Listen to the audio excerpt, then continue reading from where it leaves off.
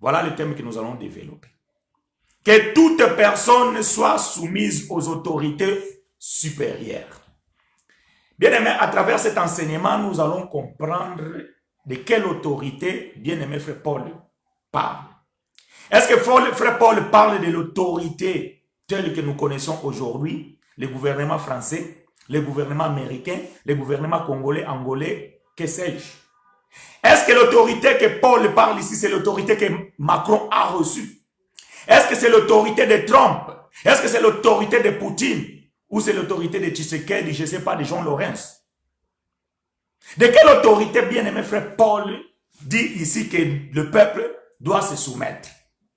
À travers cet enseignement, bien-aimé, nous allons parler et démontrer noir sur blanc que Paul ne parle pas d'autorité de Trump, que Paul ne parle pas d'autorité de Macron, que Paul ne parle pas d'autorité de Tshisekedi, que Paul ne parle pas d'autorité de Poutine, que Paul ne parle pas d'autorité de Ali Bongo, je ne sais pas, de Kadhafi ou qui que ce soit. Paul ne parle pas d'autorité de ces gens-là. Mais de quelle autorité Paul parle?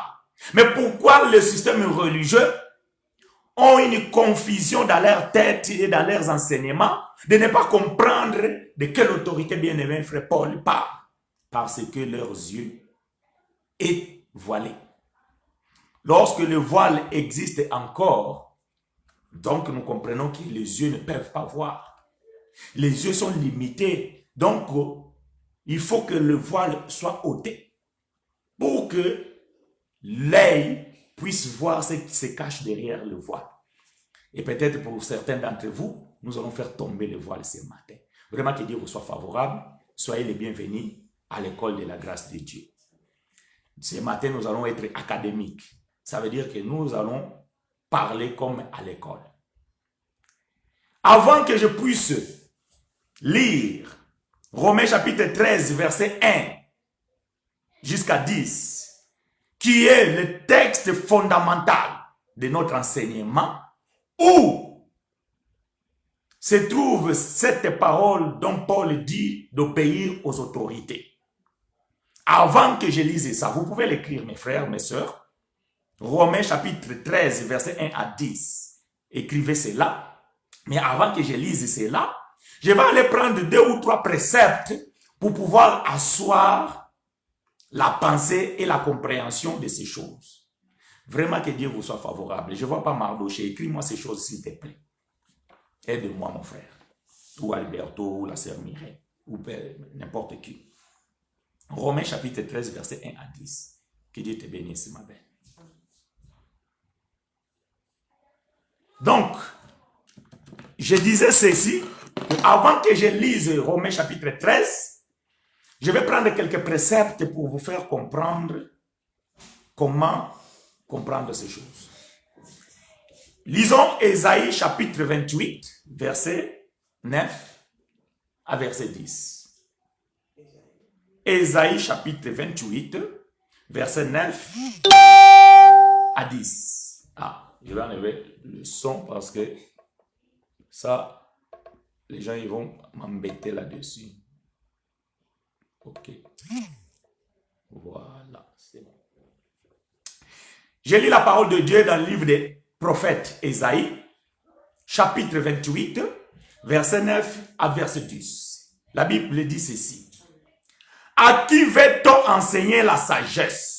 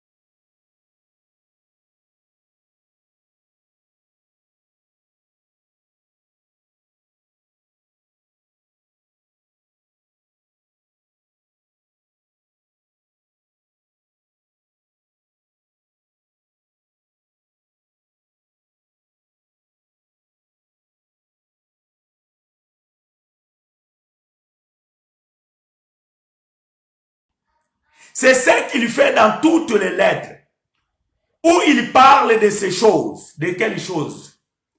Des choses qu'il a reçues par la sagesse de Dieu, dans lesquelles il y a des points difficiles à comprendre. Ah, même bien-aimé frère Pierre, quand il lisait frère Paul, il comprenait qu'il y a des choses difficiles que Paul a écrites et que parfois nous ne comprenons pas.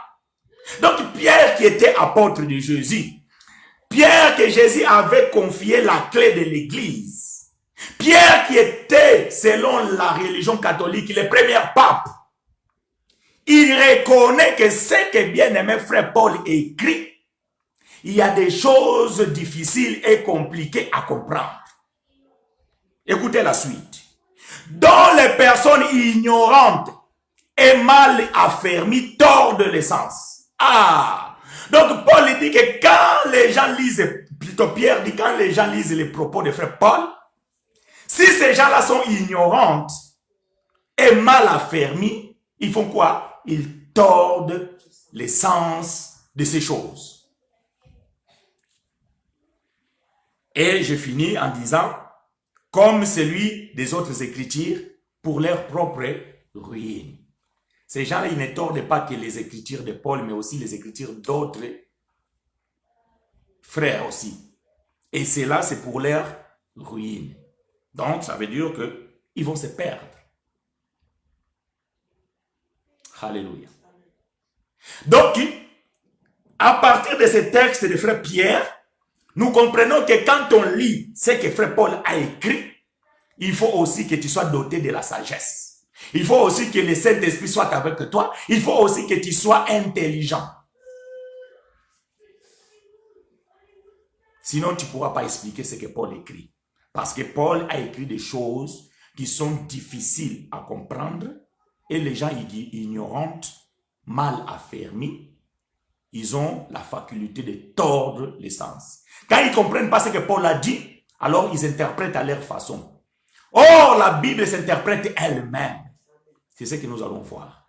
Il faut que la Bible donne l'explication de ce que Paul est en train lui-même de dire. Mais à cela demande aussi que la personne elle soit instruite académiquement. Ça veut dire que tu dois faire des études. Tu dois être quelqu'un qui a été à l'école, comme on dit, qui a passé dans les bancs, sur le banc de l'école. Parce que Paul, quand il a écrit ces choses, il a écrit ça en grec. Mais nous, nous les lisons aujourd'hui en français. Donc, il faudrait déjà que tu comprennes la langue française avant de pouvoir expliquer ces choses. Donc, tu dois aller à l'école. Voilà pourquoi la Bible dit dans le livre d'Esdras, chapitre 10, verset 7, que frère Esdras, il a appliqué son cœur à apprendre la loi avant de l'enseigner. Aujourd'hui, les gens veulent enseigner ces choses, mais eux-mêmes, ils n'ont pas appris. Eux-mêmes, ils n'ont pas été à l'école. Eux-mêmes, ils n'ont pas fait des études bibliques. Eux-mêmes, ils n'ont pas fait des recherches. Eux-mêmes, ils ne comprennent pas. Mais il suffit qu'ils ouvrent la Bible comme ça, ils vont prêcher ces choses. Bien aimé, vous allez tordre le sens des Écritures. Ok. J'ai fini avec mes bornes. Maintenant, nous allons rentrer dans le texte de Romains chapitre 13, versets 1 à 10. Allons comprendre de quelle autorité Paul est en train de dire. Je lis Romains chapitre 13, versets 1 à 10. Que toute personne soit soumise aux autorités supérieures, car il n'y a point d'autorité qui ne vienne de Dieu, et les autorités qui existent ont été instituées de Dieu. C'est pourquoi celui qui s'oppose à l'autorité résiste à l'ordre que Dieu a établi. Et ceux qui résistent attireront une condamnation sur eux-mêmes. Verset 3. Ce n'est pas pour une bonne action, c'est pour une mauvaise que les magistrats sont à redouter. Veux-tu ne pas craindre l'autorité? Fais le bien et tu auras son approbation. Je me pose. Si vous avez l'œil spirituel, si vous avez l'œil illuminé, donc vous devez déjà comprendre ici jusqu'au verset 4 quelque chose de très important. Quelle est l'autorité que Paul parle ici? Est-ce que Paul parle de l'autorité présidentielle? Est-ce que Paul parle de l'autorité gouvernementale? Est-ce que Paul parle d'une autorité de maire de quartier? Est-ce que Paul parle d'une autorité militaire? Non. L'autorité que Paul parle ici, ce sont des magistrats. Est-ce que quelqu'un me suit? Je vais vraiment rester doucement. Bien aimé, si vous avez des difficultés de me comprendre, écrivez-moi, je vais les lire et je vais chercher un langage simple afin que je puisse faire comprendre ces choses. Quand on lit un texte, nous devons rentrer dans le contexte pour pouvoir comprendre le texte. Voilà pourquoi les théologiens disent un texte sans contexte, c'est un prétexte. Donc quand tu ne lis pas et que tu ne comprends pas le contexte, alors tu vas donner tes prétextes. Donc toi tu prétends que l'autorité que Paul dit ici, c'est Barack Obama. Toi tu prétends que l'autorité que Paul dit ici, c'est George Bush. Toi tu prétends que l'autorité que Paul dit ici, c'est Macron. Ça c'est prétexte. Mais le contexte ici ne nous dit pas ça. Le contexte ici nous dit que les autorités que Paul parle ici, ce sont les magistrats. C'est pas moi qui le dis, c'est frère Paul lui-même qui dit dans son contexte. Il dit que les magistrats, verset 3 plutôt, ce n'est pas pour une bonne action, c'est pour une mauvaise que les magistrats sont à redouter. Ah, pourquoi nous devons redouter les magistrats? Donc nous devons obéir les autorités. Donc l'autorité que Paul est en train de dire ici, ce sont les magistrats. Ok, verset 4. Les magistrats est serviteur de Dieu pour ton bien. Donc l'autorité qui Paul parle ici, qui est les magistrats là, c'est un serviteur de Dieu. Moi je vous pose la question, est-ce que Macron c'est un serviteur de Dieu? Est-ce que Poutine c'est un serviteur de Dieu? Est-ce que Trump c'est un serviteur de Dieu? Est-ce que Kabila c'est un serviteur de Dieu? Vous avez la réponse vous-même. La réponse est non. Donc déjà ici, je peux même arrêter et fermer ma Bible et dire, frère, c'est fini. J'ai fini mon enseignement. Mais je vais aller jusqu'au bout de cet enseignement pour amener d'autres éléments afin que votre lumière ne soit pas opaque, ne soit pas brouillée. Donc, l'autorité que Paul est en train de dire ici, c'est les magistrats. Et Paul dit au verset 4 que les magistrats, c'est un serviteur de Dieu pour ton bien. Mais si tu fais le mal, crains, car ce n'est pas en vain qu'il porte l'épée.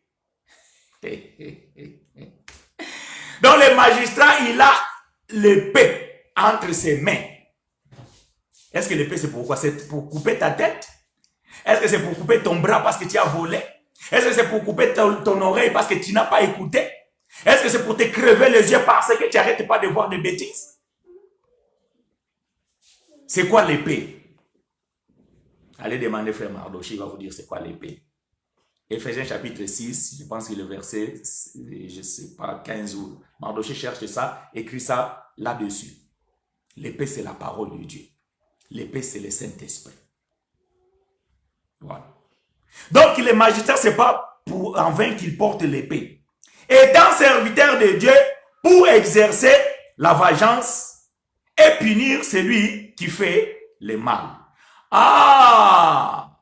Donc les magistrats, dans notre langage aujourd'hui, c'est qui? Ce sont des juges. Dites-moi amen si vous me comprenez. Mettez-moi des j'aime ici si vous comprenez. Si vous ne comprenez pas, alors écrivez-moi que papa, je n'ai pas écrit. Frère, je n'ai pas écrit. Pasteur, je n'ai pas écrit. Plutôt, je n'ai pas compris. Écrivez-moi dessous et je vais les lire.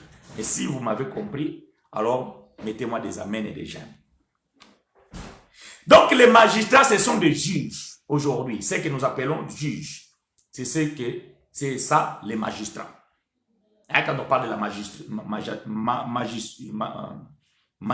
magistrature, nous parlons des juges. Les gens qui ont l'autorité de juger et de prendre des sentences. Et donc, si tu ne veux pas passer entre les mains de ces juges-là, donc fais le bien. Parce que si tu fais le bien, on ne t'amènera pas au tribunal. Et les magistrats, ils ne vont pas te juger parce que tu as fait du bien. On juge qui? On juge celui qui a fait le mal. On juge celui qui a commis de tort. Voilà la fonction des magistrats. Les magistrats sont là pour juger. Verset 5. Il est donc nécessaire d'être soumis, non seulement par crainte de la punition, mais encore par motif de conscience. Il est donc nécessaire d'être soumis. Donc, que toute personne soit soumise aux autorités. Et les autorités, ici, nous avons déjà compris que ce sont les magistrats. Donc, il est très important d'être soumis aux magistrats, pas à Macron, pas au gouvernement de Trump, pas au gouvernement, je ne sais pas de qui. Non. Les magistrats. Ça veut dire les juges. Parce que c'est à eux que Dieu a donné l'autorité. Et nous allons aussi expliquer de quel magistrat Paul parle ici. Est-ce qu'il parle des juges ici, comme nous connaissons ici? Par exemple, les juges du pont là, les meilleurs magistrats de la France, qui est devenu ministre ministre de la Justice ici en France. Est-ce que c'est de ce juge-là? Est-ce que c'est de ces magistrats-là que Paul parle ici? Non. Et nous allons donner les Écritures, pourquoi ce n'est pas ces magistrats-là. Mais nous allons aller doucement. Verset 6. C'est aussi pour cela que vous payez les impôts. Car les magistrats sont des ministres de Dieu, entièrement appliqués à cette fonction. Donc, ces autorités-là que Paul parle, ce sont les magistrats. Et les magistrats sont des ministres. Bien aimé, quand je dis ces choses, j'aime bien que vous lisez aussi. Ouvrez aussi ta Bible. Parce que certains pensent que frère chinois, il a une autre Bible et les autres aussi ils ont une autre Bible. Non, c'est tout simplement parce que les autres ne lisent pas ce que moi je lis. Les autres ne prêchent pas ce que moi je prêche. Et ce qui les intéresse, c'est que Jésus a fait des miracles. Viens ici, toi aussi tu auras ton miracle. Voilà pourquoi vous avez jamais peut-être entendu certaines choses que nous vous faisons découvrir. C'est pour cela quand je suis en train de lire, soit tu écris ça, après tu les liras toi-même, soit tu les lis en même temps que je suis en train de lire dans ta Bible. Peut-être que tu as une version différente à la mienne, mais cela ne change pas vraiment le sens des choses. Que Dieu vous soit favorable. Soyez les bienvenus à l'école de la grâce de Dieu. Verset 6, je répète cela. C'est aussi pour cela que vous payez les impôts. Nous allons s'expliquer.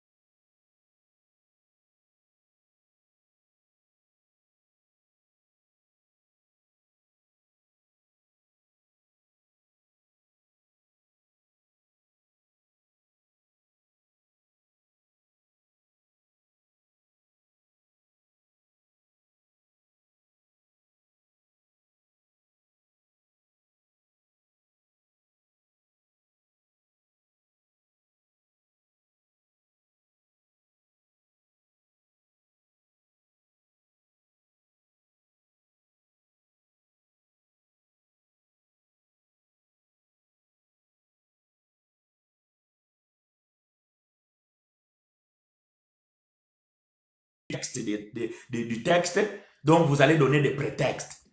Donc nous ne donnons pas les prétextes, nous donnons les contextes. Et nous donnons les explications à partir des textes et le contexte. Donc vous avez bien compris ici que Paul parlait aux Romains qui avaient reçu le judaïsme. Or, quand quelqu'un reçoit le judaïsme, on doit maintenant l'enseigner la loi. Donc, ce peuple-là, ils avaient reçu la loi de Dieu, la loi de Moïse. Et ils avaient accepté la religion juive. Malgré qu'ils étaient des Romains, mais ils avaient accepté la religion juive. Et ils appliquaient la loi. Une autre chose que vous devez comprendre, que ici, quelqu'un va dire, mais oui, mes frères, nous étions déjà dans la grâce. Oui, la grâce était déjà là, mais la loi aussi était encore là. Pourquoi? Parce que le temple était encore debout. Donc, Christ avait déjà aboli la loi spirituelle, parce que la loi, elle est spirituelle, elle est aussi physique. Mais la loi physique était encore là. Parce que nous sommes en train de voir dans le livre des Actes des Apôtres que le temple était encore debout. Et que les apôtres même allaient aussi dans les temples. Et que les sacrificateurs continuent à exercer les sacrifices dans les temples. Donc la loi physique était encore là. La loi physique a disparu lorsque le temple a été détruit par les Romains. C'est alors que les sacrifices cessa et la loi physique aussi a cessé. Mais ici, ils étaient encore dans le moment que nous appelons le temps transitoire. Donc, le temps de la transition. C'est-à-dire que de la loi à la grâce, il y a eu une période de transition qui s'est passée où les religieux ignorent. Comme frère Pierre l'a dit, ce sont des gens ignorantes et mal affermis. La religion ignore cette période que nous appelons la période de transition. Là où la loi et la grâce cohabitaient encore. La loi n'a pas disparu d'un coup comme ça. Non, la loi spirituelle, Christ l'avait abolie, mais la loi physique a pris le temps petit à petit jusqu'à la disparition du temple. La loi physique aussi, il avait pris fin. Parce que malgré que Christ avait ressuscité et qu'il était déjà monté au ciel, les sacrifices continuent parce que le temple était debout et il y avait des sacrificateurs. Parce que Caïphe, il n'était pas mort, alors il était souverain sacrificateur. Il continuait à faire les sacrifices dans les temples. Voilà pourquoi Daniel avait dit que les temples, lorsque le temple sera détruit, donc le sacrifice sera cessé. Je ne sais pas si je me fais comprendre. Je vous ai dit qu'à qui veut-on enseigner ces choses? Ces choses, ce n'est pas pour les enfants. Ceux qui ont dit que libéré ya maman mikolo yo, ozoluka ba peso biberon, donc peut-être makambo eko la difficile de comprendre yango. Mais que le Saint-Esprit fasse grâce afin que vous puissiez comprendre. Ceux qui ont la bandela juste matin on est bandeli pour aucun ne comprendre yango. Donc si vous aurez le temps, vous devez répéter encore cet enseignement afin que vous puissiez vraiment comprendre ce que je suis en train de dire. Donc la loi physique, malgré que la loi spirituelle était déjà abolie, mais la loi physique existait encore. Et donc ces gens-là, ils avaient ce moment de transition. Voilà pourquoi, bien-aimé frère Paul vient maintenant rappeler à ces gens-là parce qu'ils ont commencé à désobéir. Et ils commençaient maintenant à dire non, les magistrats sont trop durs contre nous et tout ça là. Paul dit, vous devez vous soumettre à toute autorité parce que ces magistrats-là, ce sont des serviteurs de Dieu. Mais c'est qui les magistrats? Bien-aimé, je vous ai dit que frère Paul est en train de dire ici aux Romains. Mais bien-aimé, que Dieu bénisse frère Paul. Parce que Paul était un homme intellectuel. Paul était un homme intelligent. Quand Paul s'adresse, quand vous lisez par exemple le livre de Hébreux, vous allez voir que frère Paul, il a un langage différent. Pourquoi? Parce qu'il s'adressait aux Hébreux, il s'adressait aux Juifs. Et Paul connaissait bien quel était le langage des Juifs. Mais quand Paul s'adresse aussi aux Romains, Paul aussi savait bien quel était le langage des Romains. Paul il devait aussi utiliser le langage des Romains. Voilà pourquoi il a dit que quand j'étais chez les païens, je me suis comporté comme les païens. Quand je suis avec les Juifs, je me comporte aussi comme les Juifs. C'est dans quel sens? C'est que quand il était avec les Juifs, Paul parlait le langage des Juifs. Quand il était avec les païens ou les Romains ou les Grecs, Paul parlait aussi avec leur langage pour qu'ils puissent se comprendre. Donc, Paul ici est en train de parler aux Romains, il est en train d'utiliser le langage romain. Maintenant, moi, je vais prendre ce langage romain pour vous le faire expliquer maintenant dans le langage juif que peut-être vous avez l'habitude d'écouter et de comprendre. Dans le langage juif, c'est qui qu'on appelle les magistrats. Dans le langage juif, celui qu'on appelle les magistrats, c'est les sacrificataires.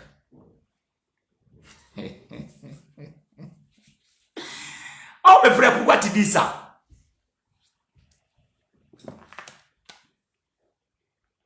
Vous allez comprendre une chose. Les magistrats, nous avons dit que c'est les juges. Hein?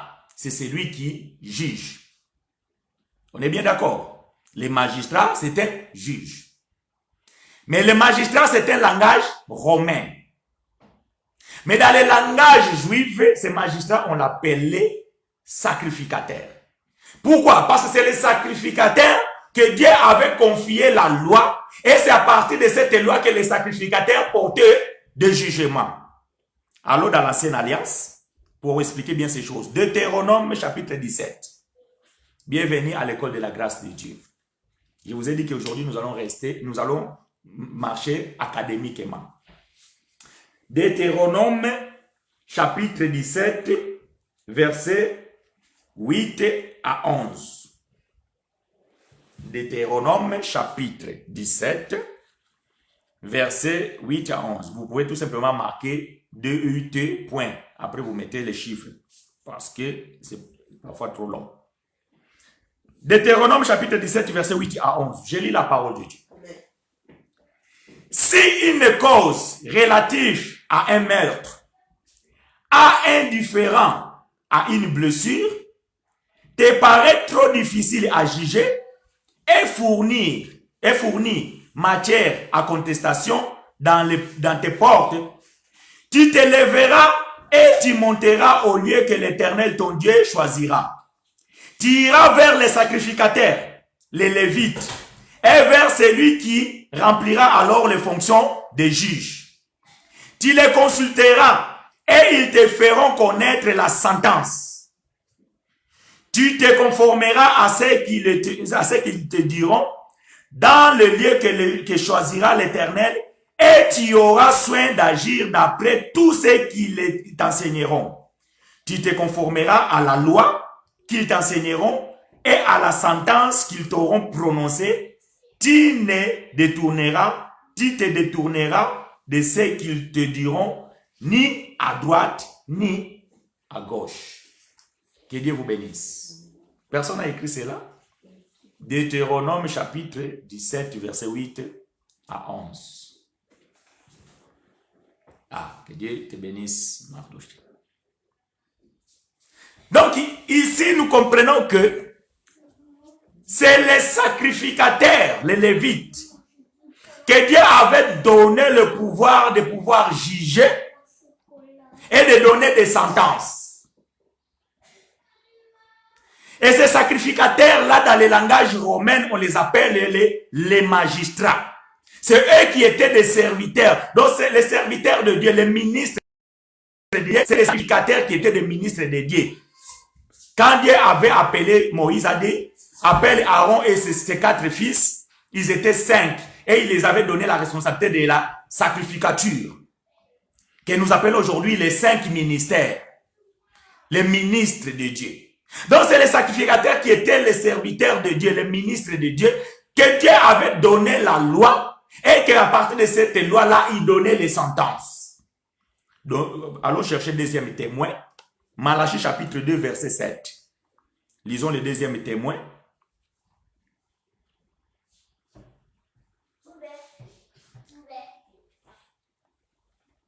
Malachie chapitre 2. Malachie chapitre 2, verset 7.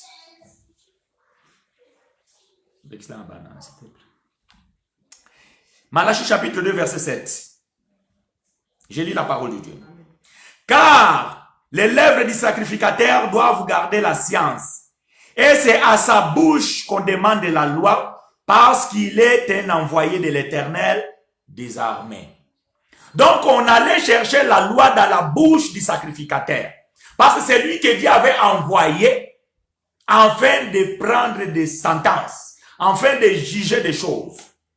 C'est lui qui était le magistrat. Vous voyez? Donc dans le langage juif, on l'appelle sacrificateur, mais dans le langage romain, on l'appelle magistrat. Que Dieu vous bénisse. Est-ce que quelqu'un me reçoit? Donc, bien aimé, nous avons compris que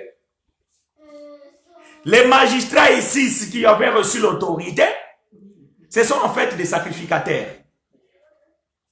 Mais comme Paul s'adressait aux Romains, Paul a voulu aussi parler aux Romains dans leur langage, afin qu'ils puissent comprendre. Vous voyez, aujourd'hui, je suis en train de m'exprimer en français. Si je vais m'exprimer par exemple en lingala, je vais dire Mosambisi. Donc le juge, Mosambis. Parce que je suis en train de parler lingala, donc je vais utiliser le langage des Congolais. Donc les juges, on l'appelle Mosambis. Donc les sacrificateurs, qui étaient les juges pour les Juifs, c'est ce que nous appelons les magistrats chez les Romains. Maintenant, deuxième détail.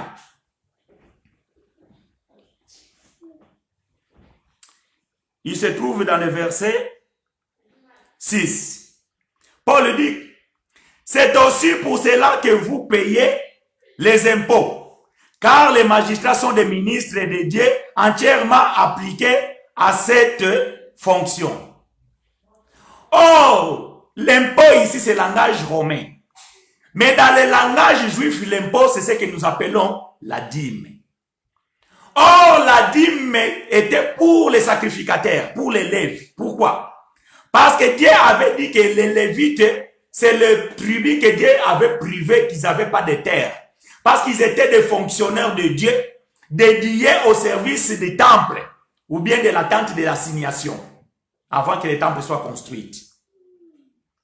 Et Dieu avait dit que les Lévites ne vont pas travailler parce qu'ils vont travailler dans ma maison.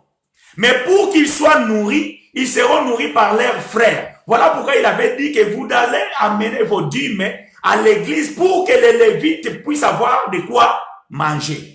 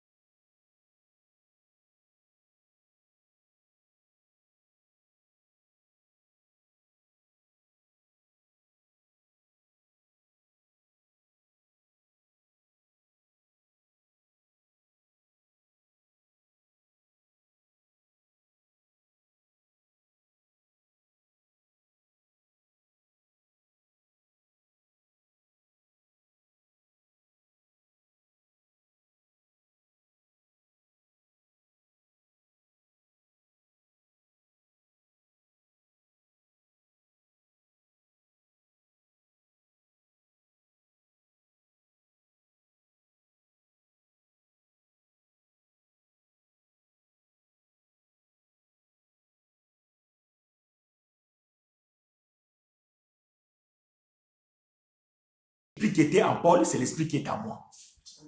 Et comme nous avons le même esprit, donc je ne peux pas contredire frère Paul et je ne peux pas opposer Paul à notre Seigneur Jésus. Impossible. C'est là où nous comprenons que les religieux n'ont pas reçu le Saint-Esprit. Non, ils n'ont pas le Saint-Esprit. Parce que s'ils avaient le Saint-Esprit, ils devaient comprendre ces choses. Est-ce que quelqu'un me reçoit? Aujourd'hui, il n'y a pas beaucoup de j'aime, il n'y a pas beaucoup de amen.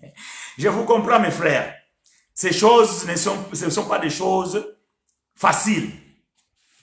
Mais malheureusement, c'est que vous n'avez pas eu la grâce avant pour pouvoir être enseigné comme ça. Mais heureusement que vous aussi aujourd'hui, vous recevez la connaissance de ces choses par la grâce de notre Seigneur Jésus-Christ, par des serviteurs que Dieu a mis debout pour les siècles présents, pour cette génération, et enfin que la nouvelle alliance et la grâce de Dieu soient enseignées partout et à tous. Donc, bien aimé, vous avez compris que les magistrats, c'est les juges. Or, les juges, dans le langage juif, étaient qui? Étaient les souverains sacrificateurs. Je vais vous donner peut-être un autre témoin qui va être plus clair. Et peut-être c'est là où je vais mettre les points virgules dans cet enseignement.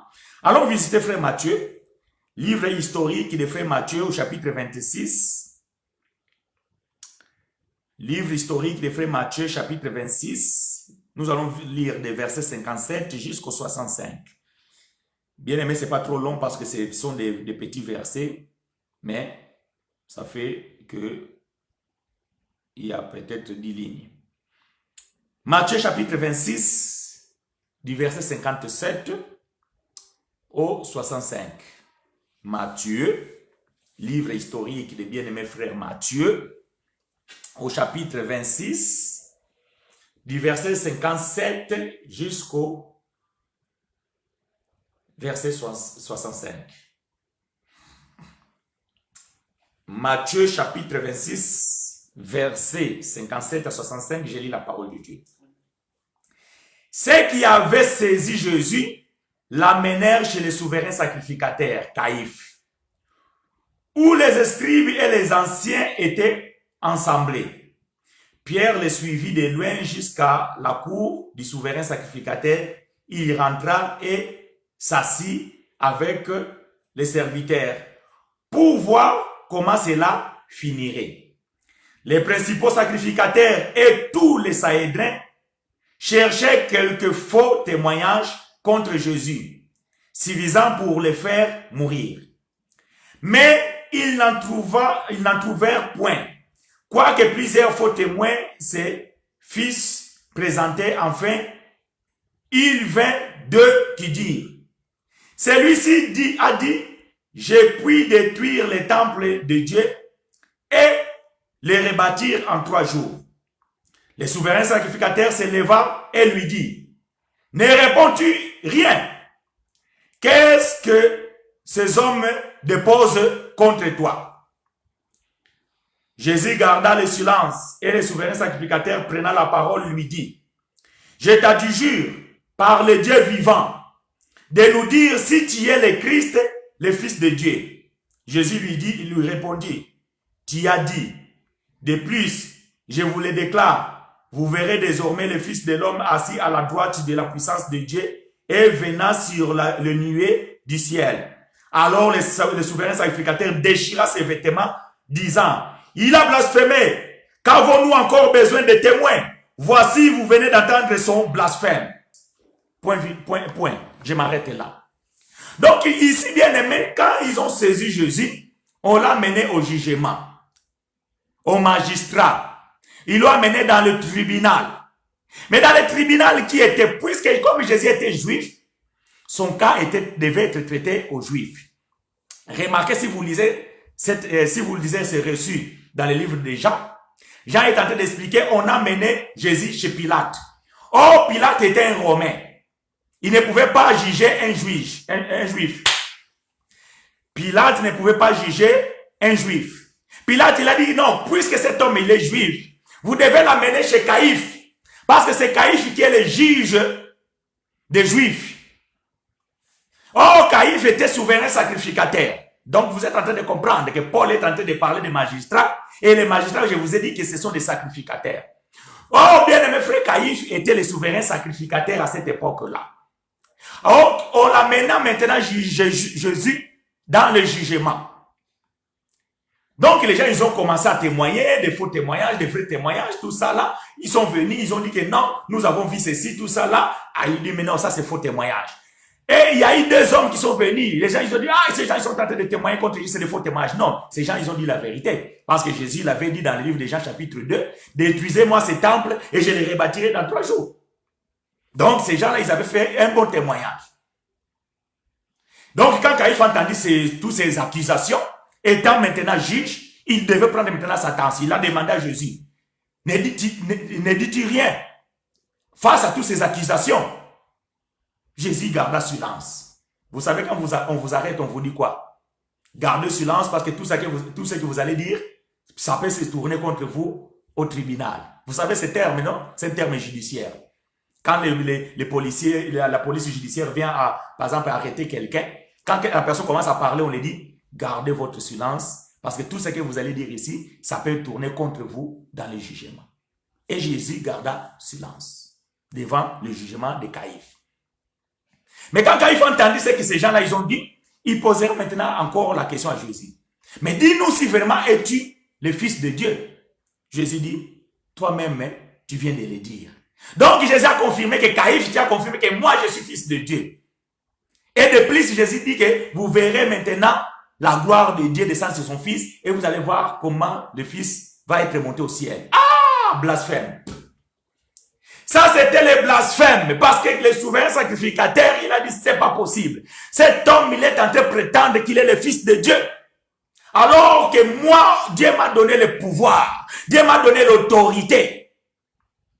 Il a dit, qu'est-ce que vous attendez de plus? Que voulez-vous encore comme témoin? Nous avons les preuves. Je dois donner la sentence. Il doit mourir. Voilà la condamnation de Jésus. Qui a jugé Jésus? C'était les sacrificateurs, qui étaient les magistrats pour les Romains. Mais pour les Juifs, c'était un souverain sacrificateur. C'est ça l'autorité dont vient de Dieu. Parce que tout sacrificateur, c'est Dieu qui les mettait au pouvoir. Il n'y a pas un sacrificateur qui venait de lui-même. Les sacrificateurs devaient être de la lignée d'Aaron, de la tribu de Lévi. Et c'est lui qui devait prendre cette place. Voilà pourquoi nous disons, tout sacrificateur c'est un Lévi, mais tout Lévite n'est pas sacrificateur. Parce qu'il y avait d'autres Lévites qui ne devenaient pas des sacrificateurs, mais qui étaient au service. Ce que nous appelons les fonctionnaires. Dans notre langage, mais dans le langage romain. Des fonctionnaires. Et ils vivaient comment? Ils vivaient à partir de la dîme qui était donnée comme une contribution par ses frères, les 11 tribus des enfants de Jacob. Et pour les Romains, c'est ce qu'ils appellent dans leur langage les impôts pour le bon fonctionnement de la magistrature. Donc l'autorité que bien-aimé frère Paul disait ici aux Romains. Pourquoi je dis disait? Parce que c'est pas pour nous. Je vous ai amené dans le contexte. Parce que ça, c'est pas la doctrine. Nous, ce que nous appliquons aujourd'hui, qui est écrit dans les épîtres, c'est ce que nous appelons la doctrine. La doctrine, nous devons l'obéir. Mais ce que Paul dit ici, ça ne nous concerne pas. Paul parlait aux Romains, à ses frères à cette époque-là. Parce que ils passaient le temps de la transition et que la loi physique existait encore. Mais nous, quand nous sommes venus, moi, Chinois, quand je suis né, toi, mon frère, toi, ma soeur qui me suit, quand tu es né, mais la loi physique et la loi spirituelle, tu l'avais trouvé, n'existe plus. Parce que le temple, selon l'histoire, a été détruit dans l'année 70. Dans les premiers siècles. Toi, tu es né dans le 19e siècle. Ou peut-être dans le 20e siècle. Dans les 1900. Parce que dans notre monde aujourd'hui, il n'y a plus même personne qui est né dans les 1800. Même dans les 1900, donc peut-être le plus vieux aujourd'hui, si nous l'avons, peut-être il est né en 1040, plutôt 1940, ou 1900, je ne sais pas, 1930. Mais la loi physique et la loi spirituelle ont disparu dans les premiers siècles. Mais les Romains ici, quand Paul parlait ces choses, la loi physique était encore là. Voilà pourquoi frère Paul il disait, comme il se plaignait, Paul il dit non, vous ne devez pas vous plaindre, vous devez obéir à cette autorité, parce que c'est l'autorité qui vient de Dieu. Mais cette autorité aujourd'hui n'existe plus. Aujourd'hui, nous avons plus de sacrificateurs. Aujourd'hui, si vous avez un magistrat, c'est un magistrat que Macron a nommé. C'est un magistrat qui a fait les études dans l'Académie française de la magistrature et il est devenu magistrat. Ce n'est pas une autorité qui vient de Dieu. Ce n'est pas de cette autorité-là que Paul le dit. Et j'ai dit à tous les religieux, vous devez retourner à l'école biblique pour aller apprendre ces choses. Mais comme à l'école biblique, on ne vous apprend pas ces choses, il faut que vous implorez la grâce de Dieu afin que le Saint-Esprit vous enseigne et vous éclaire. Et nous vous invitons de venir à l'école de la grâce de Dieu parce qu'ici nous enseignons la grâce de Dieu, là où Dieu nous a capacité à pouvoir expliquer les choses difficiles dont frère Paul a écrit. Et les gens ignorants comme vous, vous tordez le sens des Écritures. Ce n'est pas moi qui l'ai dit, même ma femme n'est pas d'accord. C'est Paul qui l'a dit. Paul dit, les gens qui tordent le sens des Écritures sont ignorants et mal affermis. Pourquoi tu n'es pas d'accord avec moi, chérie? Est-ce que c'est moi qui l'ai dit, frères et sœurs? Vous êtes témoins. Vous avez lu avec moi 2 Pierre chapitre 3, versets 15 à 16. Dans le verset 16, frère Paul dit, c'est ce que bien-aimé frère Paul fait dans toutes les lettres qu'il écrit, dont il y a des choses difficiles à comprendre, où les gens ignorants et mal affermis tordent le sens. Et ces gens-là qui sont ignorants et mal affermis, ce sont des religieux. Et moi, je les invite tout simplement de venir à l'école de la grâce de Dieu. Est-ce que c'est mauvais d'inviter les gens de venir à l'école de la grâce? Comme ils ne vont pas venir, partager la vidéo. Envoie-les la vidéo. Quand il va lire, même s'ils ne viennent pas comme ça physiquement, au moins, ils vont rentrer dans notre chaîne. Ils vont aller trouver des matières qui sont là et ça va les aider parce que notre but, c'est que cette connaissance parvienne à une majorité, mais surtout aux élus. Parce que si tu n'es pas élu de Dieu, tu peux m'écouter 1000 fois, 30 000 fois, 40, 1 million de fois. Ton cœur sera toujours en direction.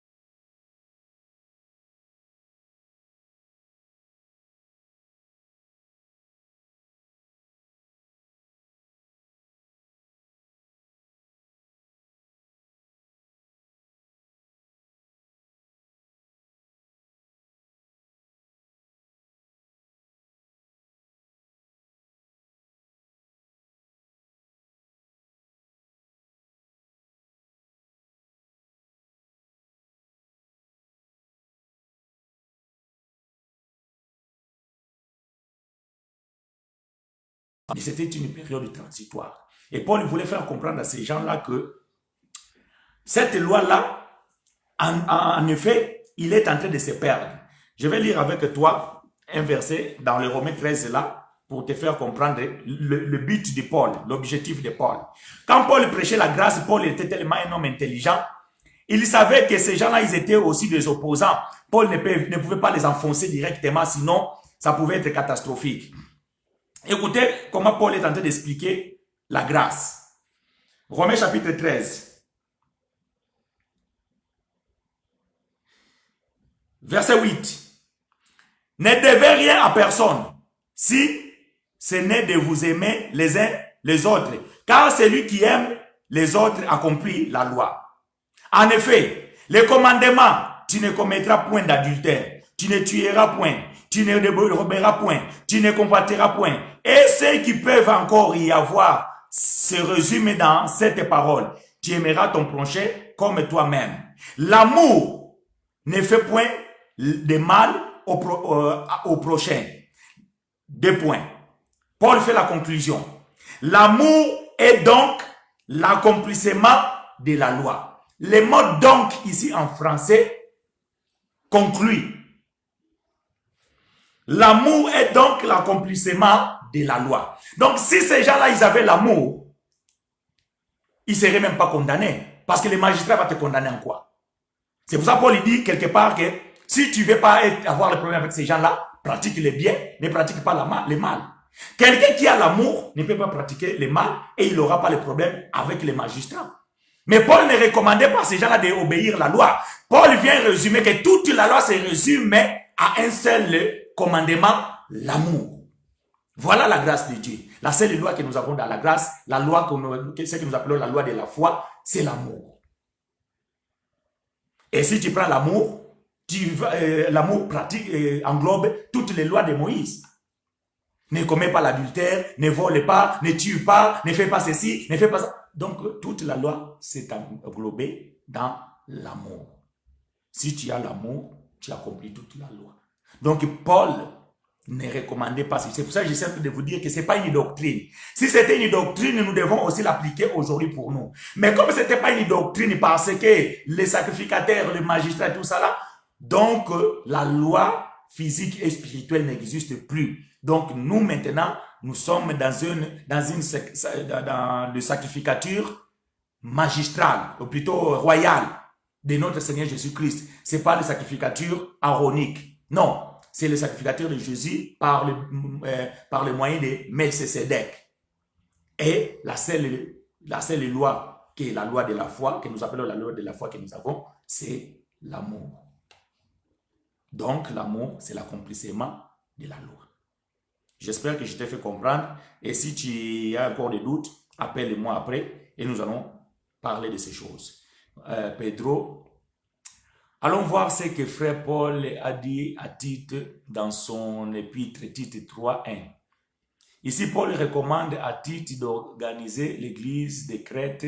Pourquoi fait-il alors les rappels d'être soumis aux magistrats dans ça là? J'aime mes enfants parce que ils me poussent au bout. Allons voir frère Tite. Aïe, vous voyez les hommes qui lisent la parole de Dieu. En faisant tout cela, il n'anéantissait pas les œuvres de la croix. Alberto réplique. Je vais revenir. Rappelle-leur d'être soumis aux magistrats et aux autorités, d'obéir, d'être prêts à toutes bonnes œuvres, de ne médire des personnes, d'être pacifiques, modérés, pleins de douceur envers tous les hommes. Ta question, Mardoché, ne diffère pas à la question d'Alberto. Je suis en train de vous expliquer.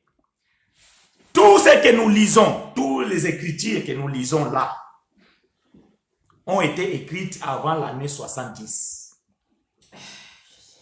Or, le temple, selon l'histoire, est tombé dans l'année 70. Et après la destruction du temple, il n'y a aucun apôtre a écrit un livre que nous trouvons dans la Bible? Il n'y en a pas. Si Paul avait écrit ces choses après la destruction du temple, d'ailleurs Paul, il est mort avant la destruction du temple.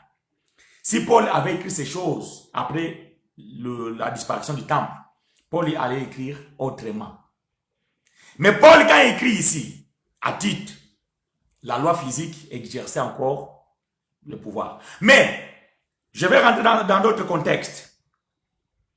Soumis au magistrat. Mais je vous ai juste en train de vous expliquer que Paul lui-même dit dans le Romain que les magistrats sont serviteurs de Dieu. Or, les serviteurs de Dieu, c'est les ministres. Revenons dans le Romains chapitre 13. Dans le livre de Louis II. Parce que tout c'est dans la compréhension des textes. Hein? Romains 13, verset 6. C'est aussi pour cela que vous payez les impôts, car les magistrats sont des ministres de Dieu entièrement appliqués à cette fonction. Mardoché, qui sont les ministres aujourd'hui? Les 5 ministères. Donc nous pouvons dire que là où Paul parle à Tite des magistrats, tu mets tout simplement ministre. Parce que Tite n'était pas juif. Tite aussi était un païen. Et il avait aussi un langage qu'il était dédié dans sa compréhension. Donc tu enlèves le terme magistrat, tu mets ministre. C'est pas moi qui le dis, c'est Paul dans verset 6. Il dit que car les magistrats sont des ministres. Maintenant, va lire Tite chapitre 1. Lis cela comme ça. Rappelle-leur d'être soumis aux ministres et aux autorités, d'obéir, d'être prêts à toute bonne œuvre. Donc, d'autres termes, Paul est en train de dire, recommande à ces gens-là d'observer la loi de la foi qui est l'amour. Si vous avez l'amour, vous n'avez rien à craindre aux autorités. Vous n'avez rien à craindre aux serviteurs. Parce que les serviteurs, il avait le pouvoir de donner la sentence. Je n'ai pas beaucoup de temps pour lire. Je te recommande de lire 1 Corinthiens chapitre 5. Quand bien aimé frère Paul est en train de dire que... Bon, je vais le lire quand même. Je vais le lire parce que je vais te donner un éclairage que le ministre, c'est un juge aussi. Hein, Mardoché? J'aime ça. Toi, tu es bien appliqué à ces choses. 1 Corinthiens chapitre 5.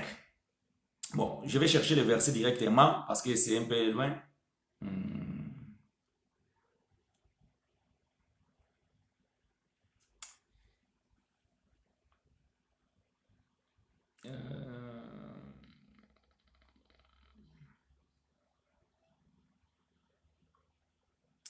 Bon, je vais commencer au verset 1 parce que je ne le trouve pas. 1 Corinthiens chapitre 5, verset 1er.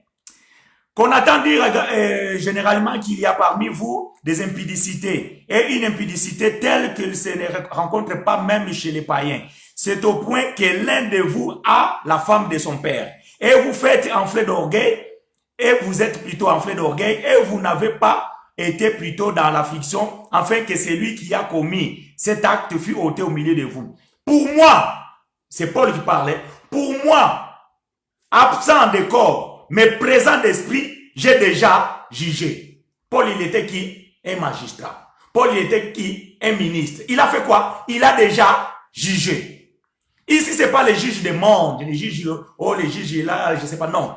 Les juges ici, c'est les ministres. Paul était un ministre de Dieu. Paul, il dit que, moi, Paul, malgré que je suis absent, mais je suis présent en esprit, j'ai déjà jugé. Comme si j'étais présent, c'est lui qui a commis un tel acte. Ses frères, il avait commis quoi? L'adultère. Ses frères, il a commis quoi? Il a désobéi à la loi de Dieu, la loi d'amour qui est, la loi de Dieu qui est l'amour. Parce que s'il avait l'amour de son père, il n'allait pas sortir avec la femme de son père. Mais ses frères, il a désobéi. Paul, étant que ministre, il vient, il dit que je vais juger. Quand Paul a jugé comme ça, vous allez voir que dans cette église de Corinthe, il y a eu une crainte. Ils ont commencé à craindre Paul. La crainte de Paul, là, c'est quoi? C'est obéir. Ils ont commencé à obéir aux ministres. Ils ont commencé à obéir aux magistrats. C'est ce que Paul est en train de recommander à Tite. Tout réside dans la compréhension des textes. Voilà pourquoi, dans mon introduction, j'avais posé des bornes. Je suis allé toucher frère Esaïe 28 pour vous dire que ces règles, si règles, préceptes, si préceptes, un peu ici, un peu là. En lisant Tite chapitre 3, verset 1, tu ne peux pas comprendre ces versets si tu restes là. Donc, tu dois maintenant rassembler le peseur. Est-ce que c'est clair, mon fils? Alberto, en faisant tout cela, Paul n'anéantissait pas la croix. Pas du tout. Paul dit, quand je suis chez les Juifs, je me suis comporté comme un Juif. C'est-à-dire, j'ai prêché à ces Juifs-là comme un Juif pour pouvoir les gagner. Et quand j'étais chez les païens, je parlais aussi avec le langage des païens pour pouvoir les gagner. Donc, le but de Paul ici, c'était de faire comprendre ces gens-là que s'ils vous obéissez, l'unique est la seule loi de la foi, qui est l'amour. Vous n'avez pas besoin de ces gens-là. Vous n'avez pas besoin de la loi de Moïse. Vous n'avez pas besoin que ces gens-là, ils appliquent la loi sur vous. C'est ce que Paul voulait faire comprendre à ces gens-là. C'était la façon que Paul prêchait. C'est cette manière que nous sommes en train de prêcher. Est-ce que j'ai enlevé votre doute? Mardoché, Alberto, si je n'ai pas enlevé votre doute, appelez-moi et nous allons parler de ces choses. Vous passez à la maison, si vous voulez, et nous pouvons parler amplement et avec d'autres témoins parce que ici, j'ai déjà dépassé d'une demi-heure le temps qu'il me faut pour ça. Mais j'espère que j'ai été clair, pour ne pas dire assez clair. Mais si des doutes persistent, n'hésitez pas de m'appeler. Et avec vous et moi,